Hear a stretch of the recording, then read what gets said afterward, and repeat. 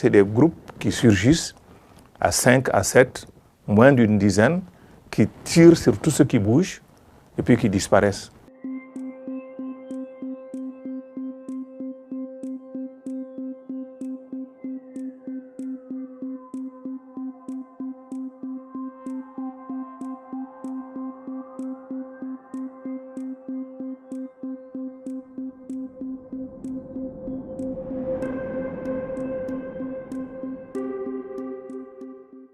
C'est des conflits traditionnels entre éleveurs, que sont les Peuls, et agriculteurs, que sont les Dogons. Il y avait un cadre de gestion traditionnel qu'à l'époque on avait trouvé et qui arrivait à apaiser, à déterminer des couloirs de passage, des périodes de passage, des temps de passage, et les animaux pouvaient séjourner donc dans les champs par exemple des agriculteurs après les récoltes, et ça permettait aussi de fertiliser les sols.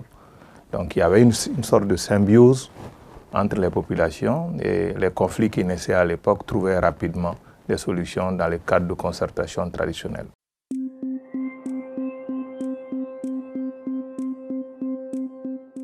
Aujourd'hui, on a du mal à comprendre comment des communautés qui ont vécu des siècles ensemble se mettent à s'entretuer brutalement. Alors qu'apparemment, quand on regarde, ce n'est pas lié à des problèmes de conflit de pâturage, par exemple, ce n'est pas le cas. Donc simplement, il y a brusquement une flambée ethnique, une crise identitaire en quelque sorte, qui font que les Dogons se différencient des Peuls, les Peuls se différencient des Dogons. Quand il y a eu des attaques, on a supposé que ça ne pouvait venir, en ce qui concerne les Peuls, que des Dogons. Et du côté aussi des Dogons, on a pensé que ça ne pouvait venir que des Peuls. Donc il y a eu un enchaînement infernal, des cycles de vendetta de part et d'autre.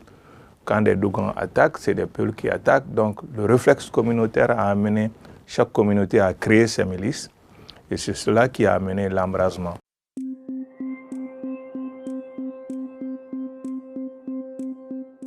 Dans le dernier cas à Koulongo, qui pose beaucoup de questions, parce que les milices Dogons qu'on a soupçonnées, on dit que non, ils ne sont pas responsables de l'attaque. Donc apparemment, il y a des gens qui viennent, qui parfois s'habillent en tenue de chasseurs Dogons et qui agressent les communautés Peuls. Et donc là-dedans, il faudrait comprendre aussi que ce ne sont pas les chasseurs Dogons, parce que les confréries de chasseurs sont par définition multi-ethniques. Donc il n'y a pas de différenciation ethnique dans les confréries de chasseurs. Et on s'est rendu compte que parmi les agresseurs, il y a des gens qui avaient des vraies armes de guerre qui ne sont pas les armes traditionnelles des milices. Donc d'où est-ce que pouvaient venir ces armes? On a constaté aussi que certains agresseurs avaient un certain langage qui n'était pas la langue du milieu. Au niveau des autorités, on avait pensé que c'était des groupes terroristes. Mais il n'y a pas de raison que, par exemple, des gens appartenant au regroupement de Amadou Koufa, qui est Peul, viennent égorger aussi des Peuls avec une telle sauvagerie. Et dans la mesure où ce n'est pas Amadou Koufa, on exclut cette hypothèse. On a exclu aussi l'hypothèse des milices Dogons.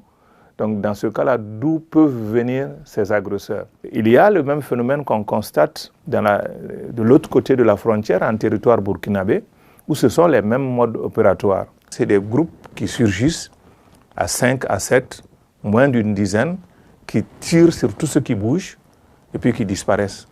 C'est ce qui amène les chercheurs à se dire, est-ce qu'il n'y a pas un processus en cours qui fait appel à des mercenaires qui viennent de plus loin, du territoire ivoirien, selon certaines hypothèses, qui serait en quelque sorte un foyer de l'ancienne rébellion que la Côte d'Ivoire a connue dans le temps, ce vivier dans lequel on puiserait pour des entreprises de déstabilisation.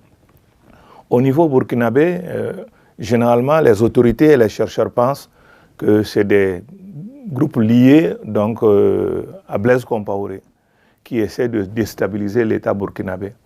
Bon, et donc ces groupes-là vont plus loin, pénètrent en territoire malien et commettent certaines exactions. Donc on se pose beaucoup de questions, mais pour l'instant, chacun observe.